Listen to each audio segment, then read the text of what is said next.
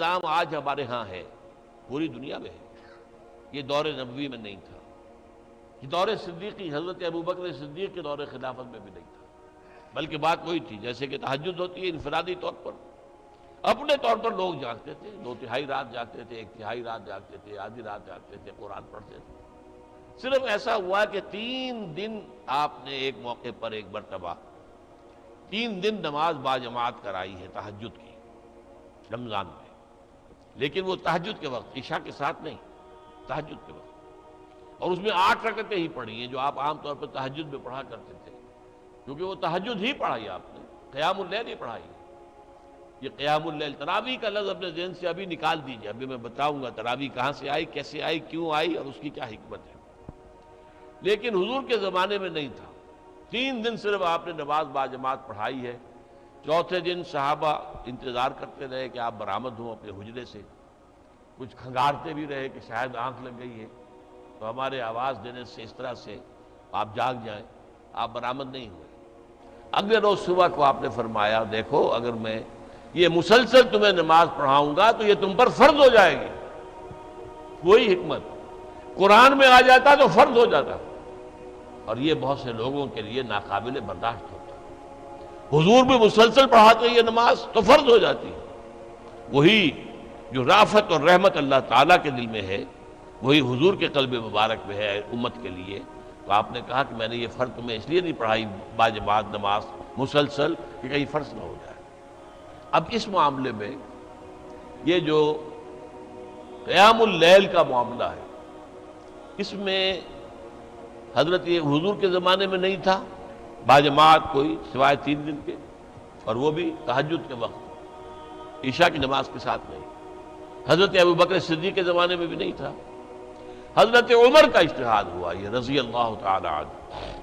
آپ ایک دفعہ گشت کرنے کے بعد مسجد میں آئے تو آپ نے دیکھا کچھ لوگ ایک کونے میں کھڑے ہیں اور کوئی حافظ صاحب ہیں وہ پڑھ رہے ہیں اور یہ سن رہے ہیں، اس لیے کہ رات کو جاگنا جو ہے وہ تو ممکن ہے، لیکن سب کو قرآن یاد تو نہیں تھا، قرآن مجید کیسے پڑھیں، پورا یاد تو نہیں ہے، اور آپ کو معلوم ہے ایسے چھپے ہوئے قرآن بھی اس وقت موجود نہیں تھے، عمدہ کاغذ کے اوپر اعلیٰ جلد کے ساتھ۔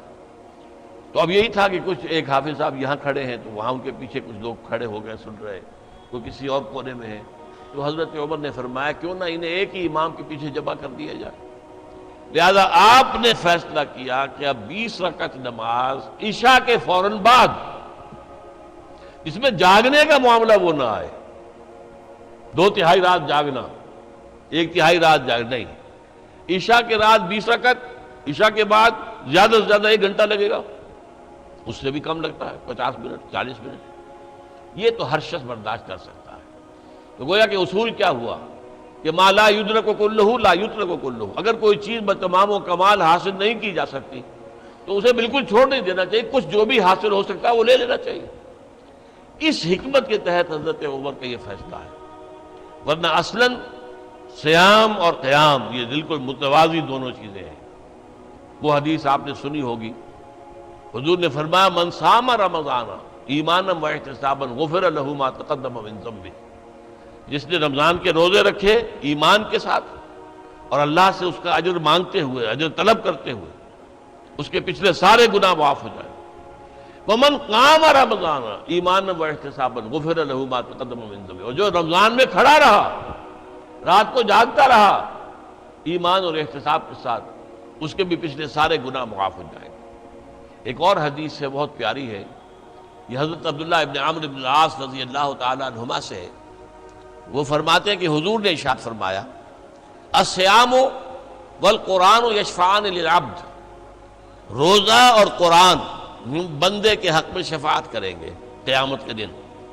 یقول الصیام، روزہ یہ کہے گا اے رب، اے پروردگار، منعتہ الطعام والشہوات بالنہار، میں نے تیرے اس بندے کو دن کے وقت کھانے پینے سے روکے رکھا، قضاء شہوت سے روکے رکھا، حالانکہ بیوی موجود تھی اور اس کے لیے حلال راستہ موجود تھا، لیکن رکا رہا، کیوں؟ میری وجہ سے کہ روزہ ہے، تو میری شفاعت اس کے حق میں قبول فرما۔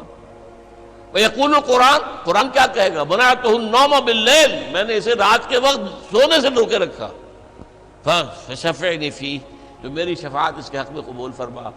فیشفعان، حضور فرماتے ہیں دونوں کی شفاعت قبول کی جائے گی۔ اب سوال یہ ہے کہ اس تراویح کی نماز میں کتنی کچھ رات کو آپ کا جاگنا ہو جاتا ہے؟ آج کل 11 ساڑھے 11 سے پہلے کچھ ہوتا ہے؟ عام طور پر تو 12 بج جاتے ہیں۔ یہ عشاء کی نماز کے ساتھ اگر اضافی آپ 1 گھنٹے جاگ دیے تو کیا یہ منعتہ النوم باللیل اس کے مصداق بن گیا؟ نہیں، یہ چیز اصل میں حضرت عمر کا اجتہاد ہے، اور چونکہ ہمیں حکم ہے علیکم بسنتی و سنت الخلفاء الراشدین المہدیین، اے مسلمانوں تم پر لازم ہے میری سنت کا اتباع اور میرے خلفاء راشدین المہدیین کی سنت کا اتباع۔ لہذا اہل سنت والجماعت کے جو چاروں مسلک ہیں ان میں تراویح کا یہ نظام ہے۔ اہل حدیث حضرات اس کو نہیں مانتے، 20 کی بجائے 8 پڑھتے ہیں، حضور سے 8 ثابت ہے، یہ صحیح ہے، حضور سے 8 ہی ثابت ہے، کہ حضور سے تو پھر صرف 3 دن کی ثابت ہے، یا تو پھر پورا اگر حدیث پر عمل کرنا ہے تو یہ پورے رمضان میں تراویح پڑھنا آپ کے لیے درست نہیں ہوگا، پھر 3 دن پڑھائیے صرف، باقی انفرادی پڑھیں لوگ۔ لہذا یہ بات حقیقت یہ ہے کہ ہمارے لیے حضرت عمر کا اجتہاد، حضرت عمر نے خود اسے بدعت قرار دیا۔ پھر ایک اور موقع پر آپ مسجد میں داخل ہوئے، دیکھا لوگ پڑھ رہے ہیں، امام کے پیچھے کھڑے ہیں، پوری جماعت ہے، سکون کے ساتھ قرآن سن رہی ہے، تو آپ نے تبصرہ فرمایا نعم البدعۃ ھذہ، یہ ایک اچھی نئی بات ہے جو ہم نے شروع کی ہے، نئی بات ہے، دور نبوی میں نہیں تھی، دور صدیق اکبر میں نہیں تھی، تو نعم البدعۃ ھذہ، یہ ہم نے ایک نئی بات جو شروع کی، بہت اچھی ہے، بہت خوبصورت ہے، بہت عمدہ ہے۔ یہ ہے اصل میں قیام اللیل کا اصل مقصد۔